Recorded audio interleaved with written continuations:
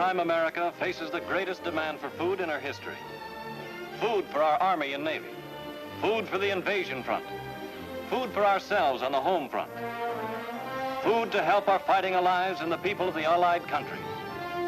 It takes pounds of food a day to keep a soldier on the fighting front. Millions of pounds of food each day. The best way to supply our men overseas and our fighting allies with most of the foods they need is in dried form and in cans. In addition to the military, other factors affect our canned food supply. Take tin, for example. Our major peacetime sources have been cut off by the enemy.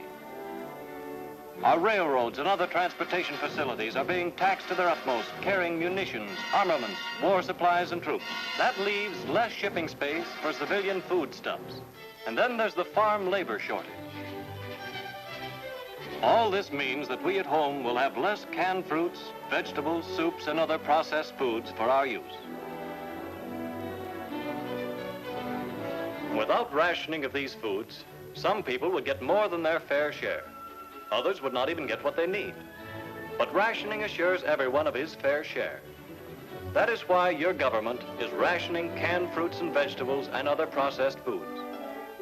Until now, we have been rationing one item at a time, like sugar and coffee. But processed fruits and vegetables are not one product. They are hundreds of products in hundreds of different brands, grades, sizes, varieties.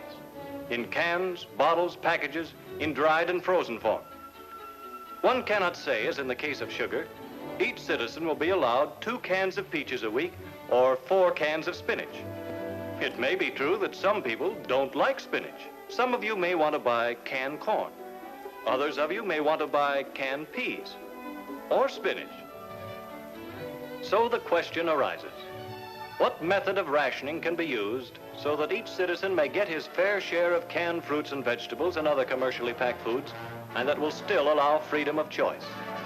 The system which has been adopted and has worked successfully in England for over a year is called point rationing. In the point rationing system, all these foods are grouped together, and your ration book is used to buy those you like. Those items which are not so scarce will take fewer points. Items which are more scarce will take more points. Point stamps to buy these ration goods are in War Ration Book 2. This book contains blue and red stamps. Blue stamps are to be used for canned fruits, vegetables, soups, juices, and other processed foods. Red stamps will be used for meat. This is a typical page of blue stamps in War Ration Book 2. Notice that the stamps are given point numbers, 8, 5, 2, 1. Everyone will get 48 points each period. That means you will use blue stamps ABC for the first period, DEF for the second, and so forth. Point values will be the same in all stores. Every store in which you shop must post the official table of point values of all point rationed items in all sizes. From time to time, point values may change, and stores will post the new point values. Here's an example of how point rationing works. This lady, all decked out with her family's brand new ration books, starts out to do some shopping. First of all, she wants to buy a can of peas.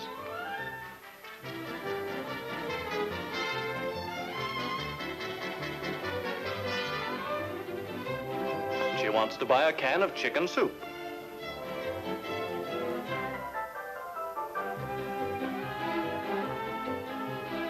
And she wants some dried prunes.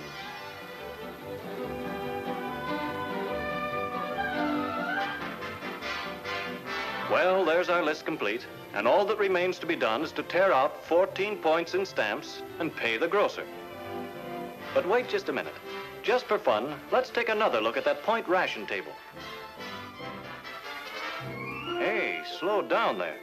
What about those string beans? Why, they're only 3 points in the size we want.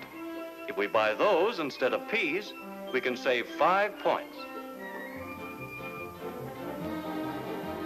And what's this? Fresh apples don't require any points. Well, why not buy those instead of dried prunes? And save another point. So there we are, our shopping list complete. With the same amount of goods, and with 6 points saved for future use. Smart girl. She's smart in more ways than one, too. Because she used her large stamps first, wisely saving her small ones for low-point purchases later on. Because she shops early in the day and so helps her grocer.